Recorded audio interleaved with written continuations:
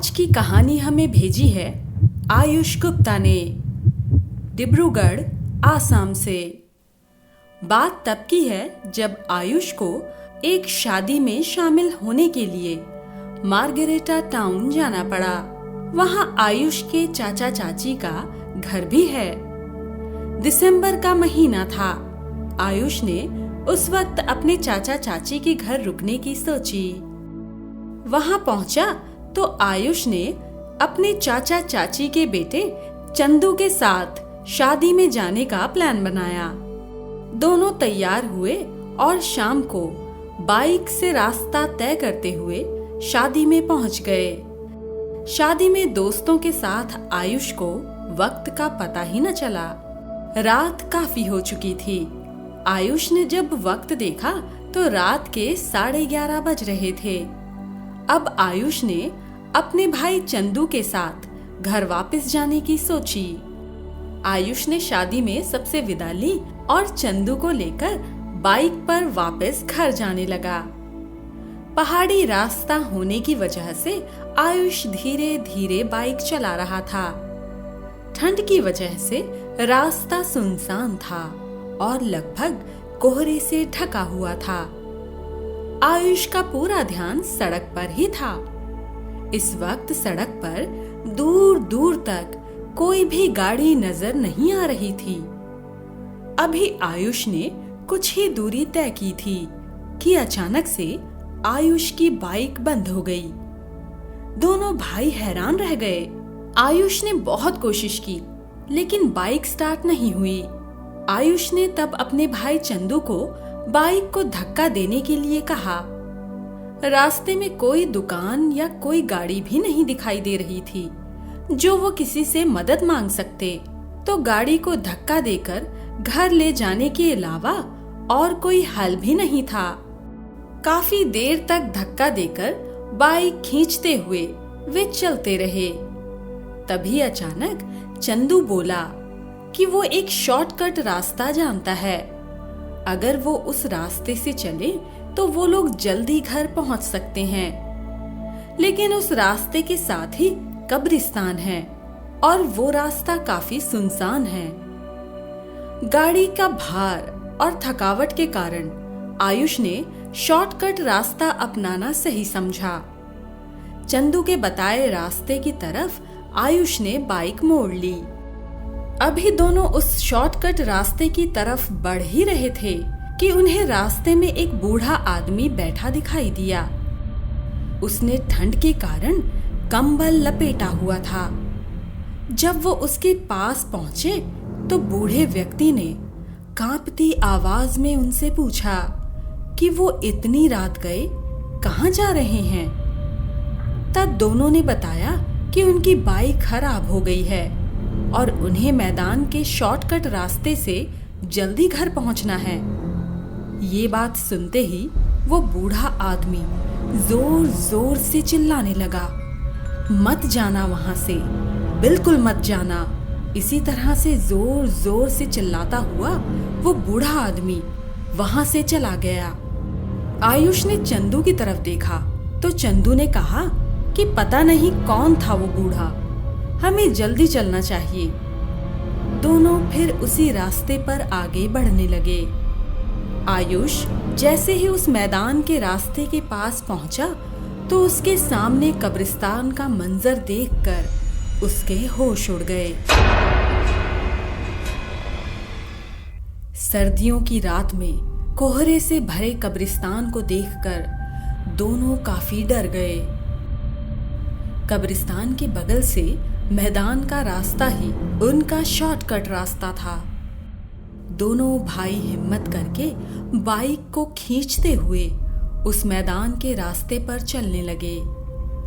उनकी हिम्मत कब्रिस्तान की तरफ देखने की भी नहीं हो रही थी।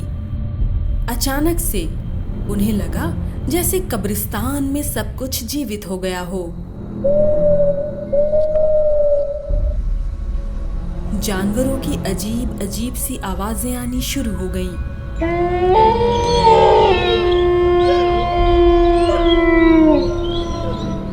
आयुष जल्दी जल्दी बाइक को धकेलता हुआ मैदान पार करने की कोशिश कर रहा था कि अचानक आयुष ने पीछे मुड़कर देखा तो चंदू उसके साथ नहीं था।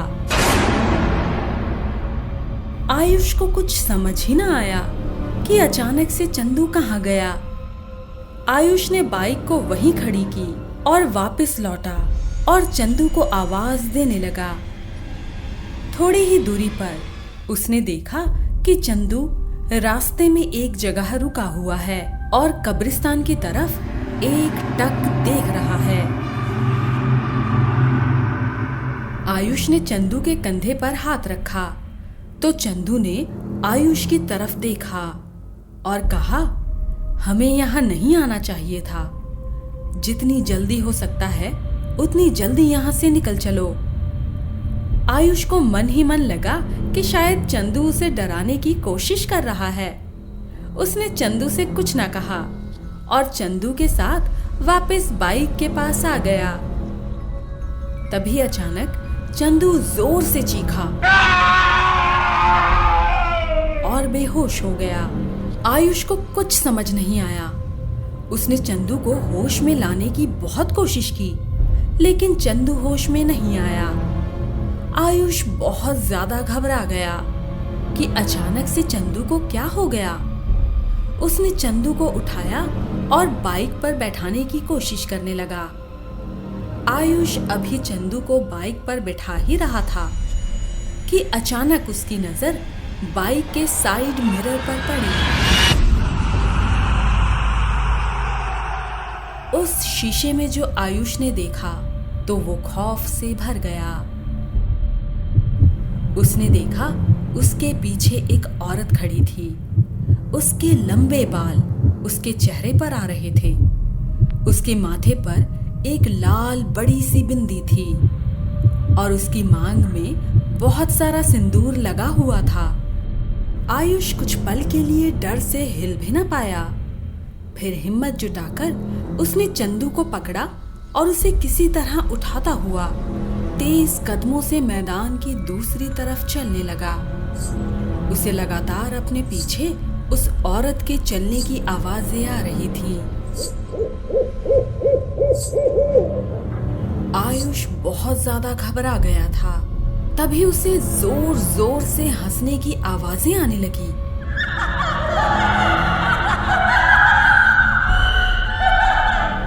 पर आयुष ने डर से पीछे मुड़कर नहीं देखा। वो बस अपने भाई को संभालता हुआ जल्द से जल्द मैदान पार करना चाहता था। तभी उसे आवाज आई, कहाँ जा रहे हो?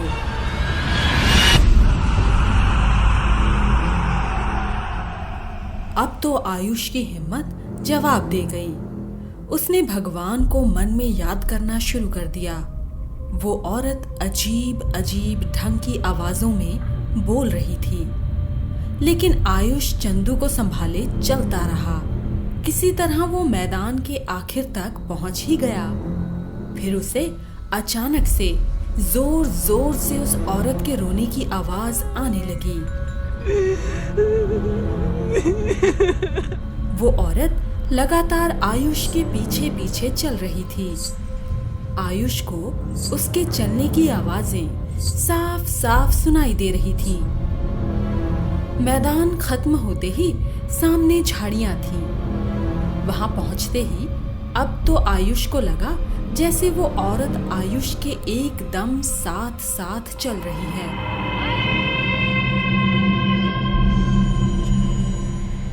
आयुष ने हिम्मत रखी और चंदू को संभालते हुए किसी तरह झाड़ियां पार की। जैसे ही उसने झाड़ियों को पार किया, सामने सड़क थी और वहां काफी गाड़ियां आ जा रही थीं। कुछ दुकानें भी खुली थीं। सड़क तक आते ही उस औरत की आवाजें आनी बंद हो गई। आयुष ने हिम्मत करके पीछे मुड़कर देखा तो वहां कोई भी नहीं था। दूर दूर तक खाली मैदान दिखाई दे रहा था। वहीं पास में एक दुकान पर आयुष ने चंदू को बैठाया और थोड़ी देर में चंदू को होश आ गया। चंदू ने होश आने पर बताया कि उसने वहां चुड़ैल को देखा। जिस खौफ से वो बेहोश हो गया था। आयुष ने वहां के लोगों को अपनी बाइक के बारे में बताया तो कुछ लोग जाकर उसकी बाइक को वहां से ले आए। अब दोनों बाइक को घसीटते हुए जैसे तैसे घर पहुंचे। सुबह होते ही दोनों भाइयों ने परिवार में सबको रात को उनके साथ हुई आप बीती बताई। फिर पड़ोस की एक महिला जो इन सब बाधाओं का उपाय करती थी, उसे घर पर बुलाया गया। उस महिला ने आयुष और चंदू को ताबीज पहनाए। फिर उसने बताया, उस रास्ते पर चुड़ैल का वास है। काफी समय पहले एक नवविवाहित औरत की कुछ लोगों ने वहां पर हत्या कर दी थी। क्योंकि रास्ता सुनसान था, इसलिए काफी दिनों बाद उसकी लाश मिली और तब जाकर उसके घर वालों को उसकी मौत का पता चला। अब वो उस रास्ते में भटक रही है, इसीलिए वहां से अब कोई नहीं आता जाता। आयुष और चंदू ने दोबारा उस रास्ते से ना आने जाने की कसम खाई।